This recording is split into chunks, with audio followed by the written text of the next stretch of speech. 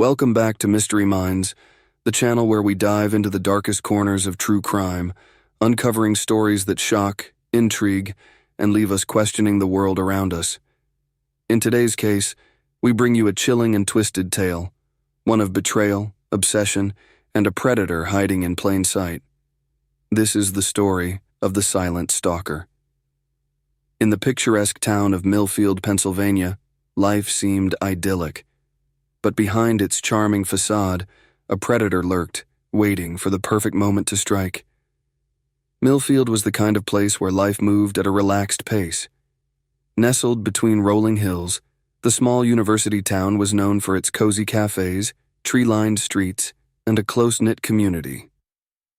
Students from across the country came to Millfield University, drawn by its reputation for academic excellence and a welcoming atmosphere. Among them was Emily Carter, a sophomore with big dreams and a passion for photography. Emily was the kind of person who seemed to brighten every room she entered. Her love for photography often led her to explore the campus and its surroundings, capturing fleeting moments of beauty. Her friends admired her talent and her adventurous spirit, but they had no idea that someone else had taken notice of her too, someone with far darker intentions. Ian Cleary was a graduate student, quiet and unassuming.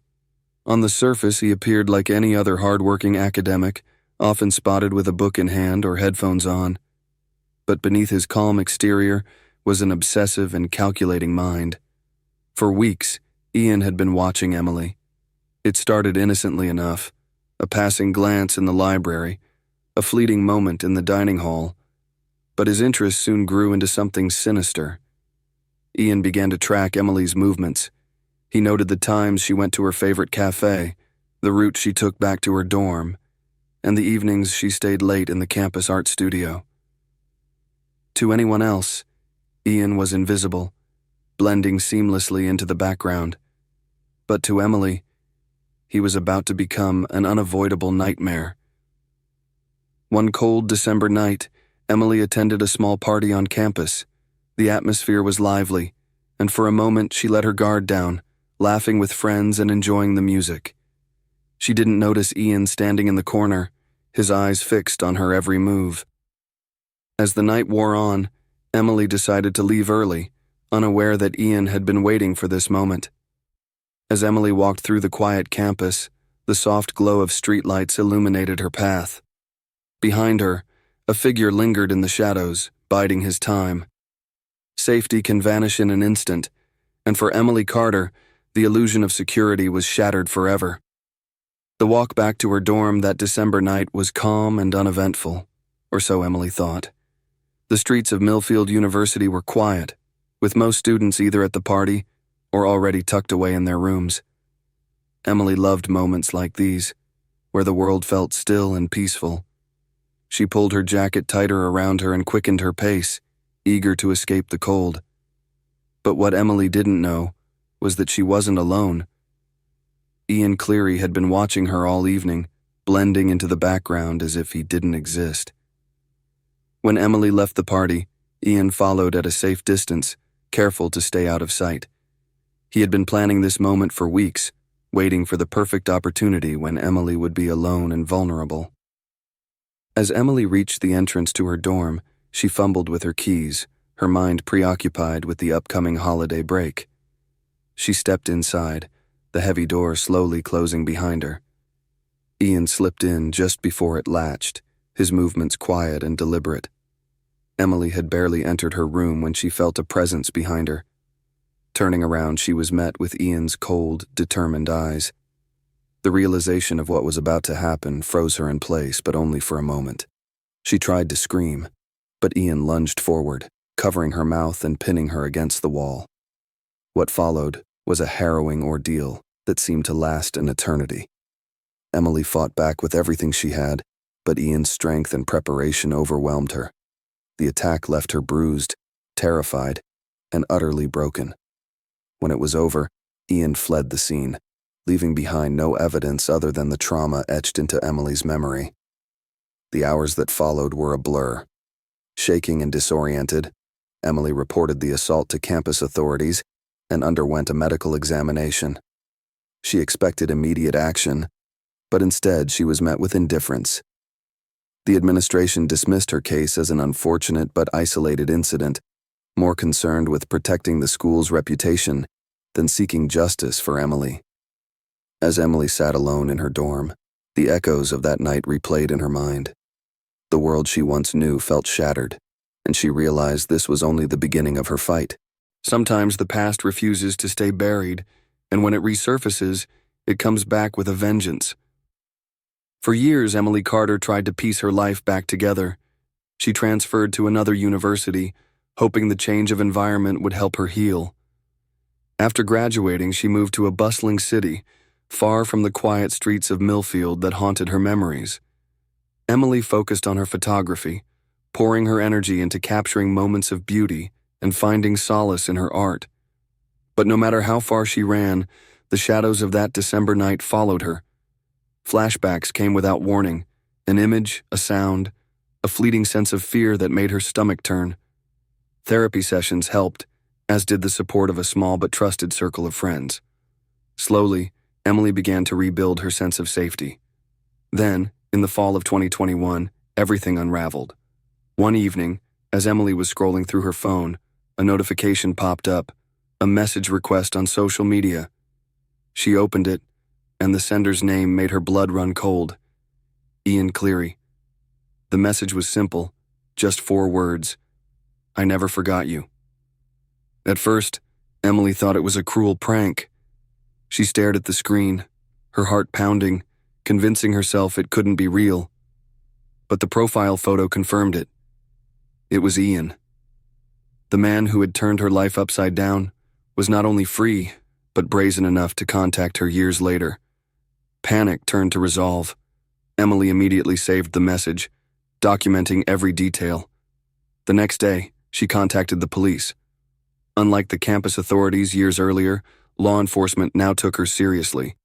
The chilling message was enough to reopen her case, and an arrest warrant for Ian Cleary was issued. But when officers went to Ian's last known address, they found nothing. Ian had vanished. Further investigation revealed he had meticulously erased his tracks, leaving behind no digital or physical trail. It was as if he had disappeared into thin air. Emily's fear morphed into frustration and determination. Somewhere out there, Ian Cleary was hiding, and Emily vowed that this time she wouldn't stop until he was brought to justice. Justice is relentless, but so is fear, and Ian Cleary was determined to stay one step ahead. The investigation into Ian Cleary's disappearance took a dark turn. Despite being one of the prime suspects in a brutal assault, Ian had vanished without a trace. Law enforcement officials were left frustrated as they scoured local records, cross-referencing addresses and digital footprints. But Ian's ability to stay hidden was unnerving. Emily followed every update obsessively. Every time the police seemed close, Ian disappeared again. It became clear that he wasn't just hiding, he was running, and he wasn't running far. In a breakthrough moment, law enforcement discovered that Ian had fled the country shortly after the arrest warrant was issued. He had used multiple fake identities and had been traveling through Europe undetected. From Spain to Italy, the trail grew cold, leaving Emily feeling as though Ian was always one step ahead. But something shifted. The investigation caught the attention of international authorities. Interpol became involved, and suddenly the search for Ian was no longer limited by national borders. The hunt stretched from Europe's bustling cities to small, hidden towns. Every movement of Ian's was tracked meticulously, his photos, his passport, even his known hangouts. But for every lead, Ian was gone, almost as if he was a ghost slipping through the cracks of the system. In 2024, months after the search intensified, a tip came in. Ian Cleary had been spotted in Metz, France. It was a lead so specific that Emily dared to hope. French authorities acted quickly, raiding an apartment where Ian had been living under yet another alias. For the first time in years, Emily felt a glimmer of victory. Ian was finally in custody. Extradition proceedings began immediately. The French authorities handed Ian over to U.S. officials, and within weeks he was back in the United States facing the justice that had eluded him for so long. As Ian Cleary arrived back in the U.S., handcuffed and silent, Emily knew that although the end was near, her personal fight for justice was far from over. Some battles are fought in the open, but the hardest ones are fought within. For Emily Carter, this was her final stand. When Ian Cleary's trial began, the media quickly descended upon the courthouse, turning the case into a public spectacle. Emily had waited for this moment for years, but nothing could have prepared her for the emotional weight of sitting in that courtroom. The trial was an intense and deeply personal experience. Emily was called to testify, and with every word she spoke, she relived the horror of that night in December. The courtroom was silent as she described the attack, the terror she felt, and the years of torment that followed. Her voice, although shaking at times, was steady and strong. She knew this was her chance to make sure Ian would never hurt anyone again.